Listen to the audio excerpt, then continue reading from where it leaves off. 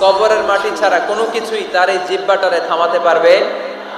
যার আছে যত বেশি তার আরো চাই তত বেশি। মানুষের আছে যত বেশি তার চাই তত বেশি।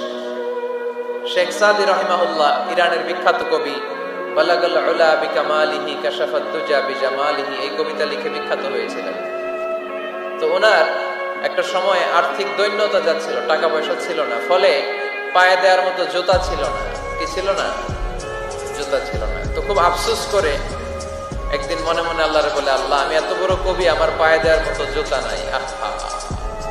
আফসোস করে ঘর থেকে বের হয়েছে। বের হয়ে দেখে এক ভিক্ষুক ভিক্ষা করে। ওই ভিক্ষুকের দুইটা পাই নাই, ভিক্ষুকের দুইটা, আর কবি সাহেবের কি নাই? জুতা নাই।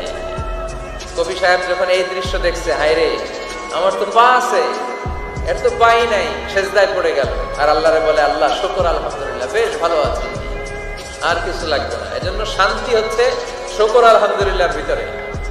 শান্তি কিসের ভিতরে? শুকর আলহামদুলিল্লাহর ভিতরে। এজন্য আওয়াজ করে পড়েন আলহামদুলিল্লাহ।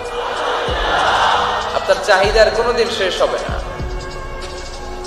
দেখবেন যার পা নাই, সে পা দেখে আফসোস করে, ইস লোকটা হেঁটে যায়, কি সুন্দর যায়, আমি তো হাঁটতে পারি না, যদি হাঁটতে পারতাম, যদি দুইটা পা থাকতো। যার পা আছে সে সাইকেলওয়ালাদেরকে দেখে আফসোস করে, ইস আমার যদি একটা সাইকেল থাকতো তাহলে তার হাঁটা লাগতো না, সাইকেল দিয়ে বাজারে যেতাম। যার সাইকেল আছে সে আবার হুন্ডাওয়ালাদেরকে দেখে আফসোস করে, ইস একটা হুন্ডা যদি থাকতো তাহলে তো ভোঁ ভোঁ করা যাইতো না। হুন্ডাওয়ালার আফসোস আছে প্রাইভেট কারওয়ালাদের দেখে, তারা আফসোস করে, ইস আমার যদি একটা কার থাকতো তাহলে তো কার চালাইতে পারতাম। যাদের প্রাইভেট কার এদেরও আফসোস আছে, ইস আমার যদি একটা হেলিকপ্টার যদি থাকতো তাহলে তো উড়াল মারতে পারতাম, ঠিক না? হেলিকপ্টার ওয়ালাদেরও আফসোস আছে, আমার যদি একটা জেট প্লেন থাকতো, jet plane, private jet plane, ও প্রিন্স ওয়ালিদ বিন তালালের মতো 70% মেড অফ গোল্ড, তার একটা জেট প্লেন আছে, এটার 70% স্বর্ণ দিয়ে বানানো।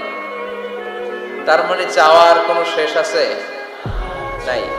সুখ শান্তি যদি চান, অলওয়েজ পড়বেন আলহামদুলিল্লাহ। কি পড়বেন?